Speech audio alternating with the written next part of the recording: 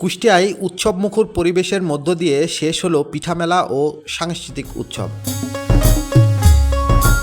শিল্পী সমাজ কুষ্টিয়ার আয়োজনে কুষ্টিয়া শিল্পকলা একাডেমিতে বুধবার থেকে শনিবার পর্যন্ত চলে এ মেলার আয়োজন।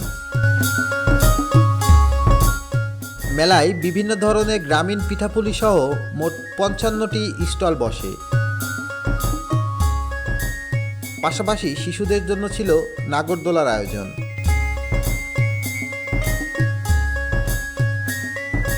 ঐতিহ্যবাহী গরুর গাড়ি, লাঙ্গল, ঢেকি এবং বাঁকে করে খেজুর রস আহরণ সহ মাটির চুলার পিঠা তৈরির আয়োজনও ছিল মেলায়।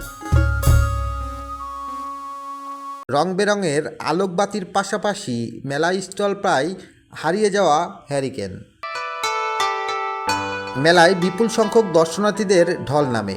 একই সঙ্গে পিঠা, সাংস্কৃতিক উৎসব ও নানা ধরনের স্টল থাকায় অনেকটাই ভিন্ন রূপ ধারণ করে এই মেলা।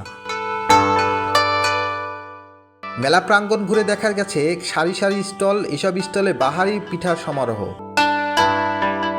গ্রাম বাংলার ঐতিহ্যবাহী এবং বিলুপ্তপ্রায় পিঠা দেখা যায় এই মেলার আয়োজনে।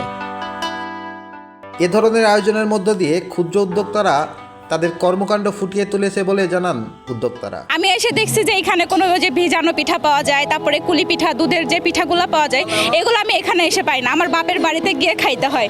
তো সেই শখের বসে আর কি এখানে করা হয়েছে যে আমি নিজে ইচ্ছাকৃতভাবে বানাবো, আমি নিজে যেটা খাবো সবাইকে সেটা খাওয়াবো। আদিম যুগে যে প্রজন্ম আছে, যে পিঠা, দুধ পুলি, তারপরে পাটিসাপটা, এগুলো সব আমি এখন এই যুগে এনে প্রচলিত করতে চাচ্ছিলাম। দেশীয় যাতে গ্রামে যে পিঠাগুলো চলে সেইগুলোই আয়োজন করা এখানে। আমাদের যে গ্রাম বাংলার ঐতিহ্য, এটা তো হারিয়ে যাচ্ছে, এটার জন্যই আর কি এটা তুলে ধরা। অতীতকালে আমাদের এই পিঠাটা সে আগে চলতো, এখন বর্তমানে দিন দিন এগুলো হারিয়ে যাচ্ছে। তো মেলার মাধ্যমে আমরা আবার মানুষের কাছে পিঠার সম্পর্কে প্রকাশ করতে পারছি। আমাদের আছে এখানে ডাবের পানির পুডিং, মানে অরিজিনাল ডাবের পানির পুডিং পাবেন, ঠিক আছে, পাবেন ডোনাট, হোমমেড চকলেট পাবেন, ঠিক আছে, তারপরে পাবেন আলুর দম, ছোলা এবং পাটিসাপটা পিঠা। যথেষ্ট পরিমাণ উদ্যোক্তা মানে উদ্যোগ নিচ্ছে আর কি, এটুকুতে আমরা অনেক খুশি।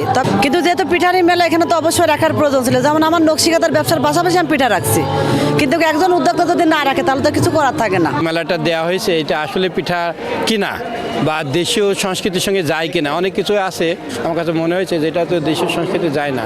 অনেকগুলো খাদ্য হিসাবে তো এটা মানুষের স্বাস্থ্যের জন্য হানিকর, সেরকম উপাদানও এখানে বেচা কেনা হচ্ছে আর কি। সেইগুলো তো ওই যে কনসেপচুয়াল জায়গাটা আমার কাছে মনে হয়েছে সচেতন না, খাদ্য সম্পর্কে সচেতন অভাবের কারণে এই খাবারগুলো এই পিঠা উৎসবে আমরা দেখতে পাচ্ছি।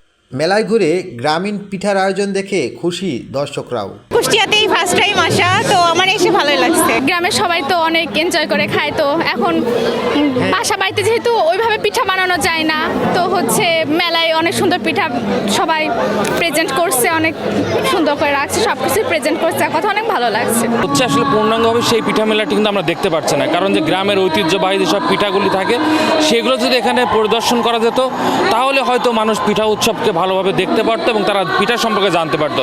আমাদের এই আয়োজনটা হচ্ছে পিঠা নিয়ে।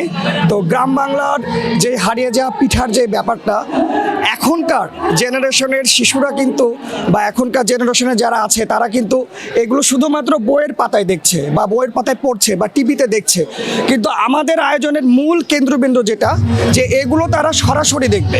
এদিকে মেলার আয়োজকরা জানায় গ্রামীণ ঐতিহ্য ধরে রাখতে এই আয়োজন আগামীতেও অব্যাহত রাখবেন তারা।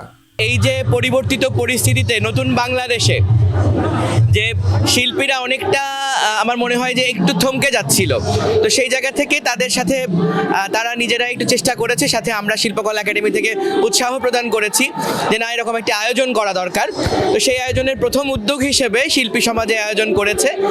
যেসব সংস্কৃতি সেগুলোকে তুলে ধরার চেষ্টা করছে এই শিল্পী সমাজরা এই পিঠা মেলার মাধ্যমে।